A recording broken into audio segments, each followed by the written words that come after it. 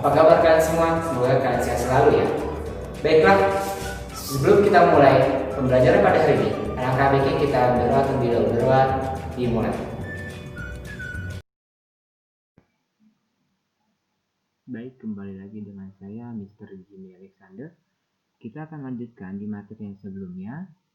Kali ini kita akan membahas untuk poin D dan poin C, yaitu informasi penting dalam teks deskripsi dan struktur dan kaidah kebahasan teks deskripsi.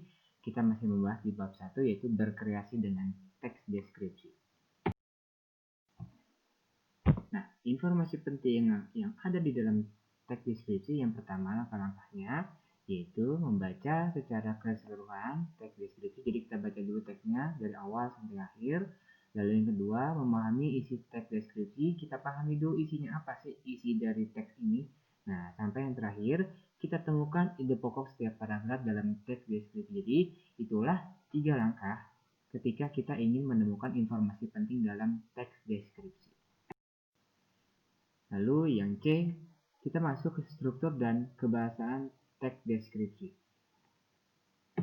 Nah, kita akan bahas struktur dulu. Di sini saya punya 2 contoh, yaitu struktur yang pertama identifikasi dan deskripsi.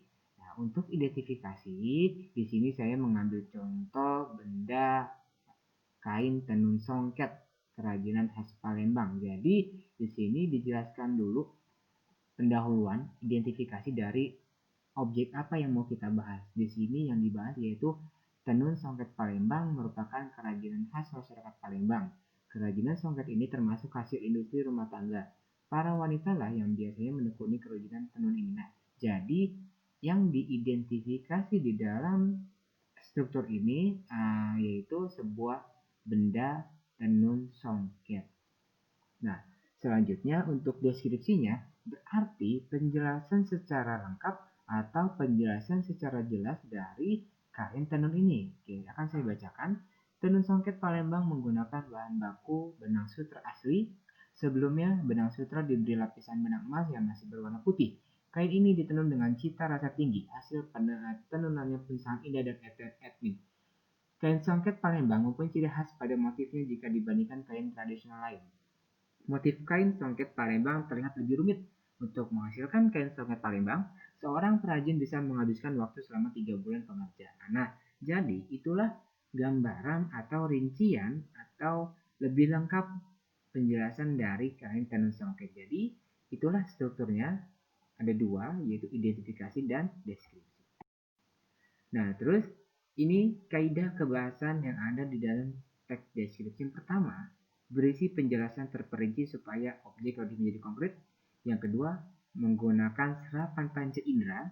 Yang ketiga, pilihan kata dengan emosi kuat. Lalu yang keempat, penggunaan kata imbuhan.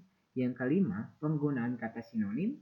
Lalu yang keenam, penggunaan kata dewa dan huruf kapital. Nah, jadi itulah materi pada kali ini. Sedikit, semoga bermanfaat untuk kalian semua.